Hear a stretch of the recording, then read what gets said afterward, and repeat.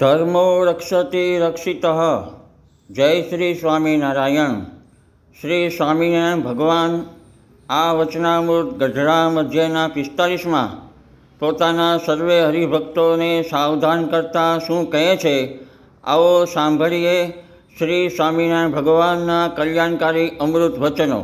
પછી શ્રીજી મહારાજ બોલ્યા, જે તમે સર્વ મુનિ મંડળ તથા બ્રહ્મચારી તથા ગૃહસ્થ સત્સંગી તથા પાળા તથા અયોધ્યાવાસી એ તમે સર્વે મારા કહેવાઓ છો, તે જો હું ખટકો રાખીને તમને વર્તાવું નહીં અને તમે કાંઈક ગાફલાઈપણે વર્તો તે અમારા થકી દેખાય નહીં.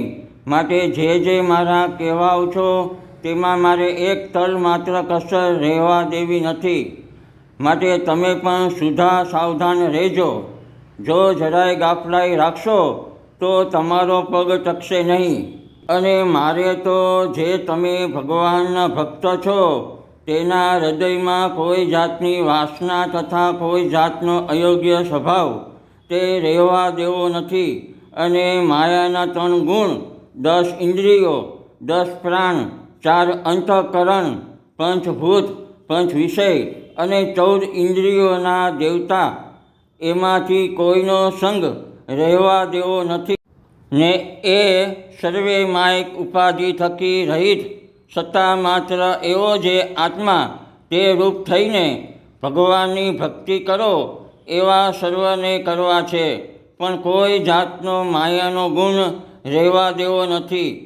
અને આ જન્મમાં સર્વે કસર ન કરી તો બદ્રિકાશ્રમમાં જઈને તપ કરીને સમગ્ર વાસના બાળીને ભસ્મ કરવી છે.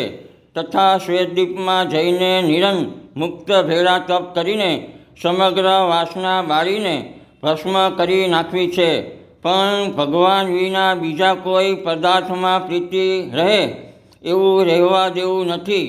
માટે સર્વે હરિભક્ત તથા સર્વે મુનિ મંડળ સાવધાન રહેજો. આ રીતે શ્રી સ્વામિનારાયણ ભગવાને સર્વ હરિભક્તોને સાવધાન કર્યા છે.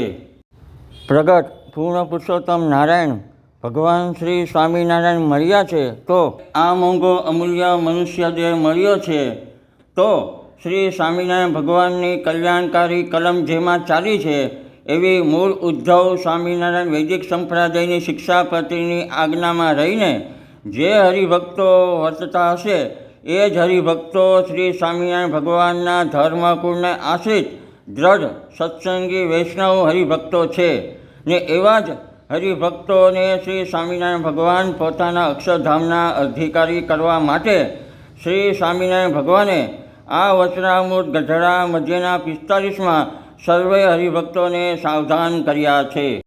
ભક્તો, મારા મોઢાની સર્જરી 12 વર્ષ પહેલાં કરેલ હોવાથી આપને આ મારા શબ્દો બરોબર ન સમજાયા હોય તો આપ તે બદલ મને ક્ષમા કરશો જી. અસ્તુ. ધર્મકુળને આશ્રિત હિતેશ્રીવાળાના જય શ્રી સ્વામિનારાયણ.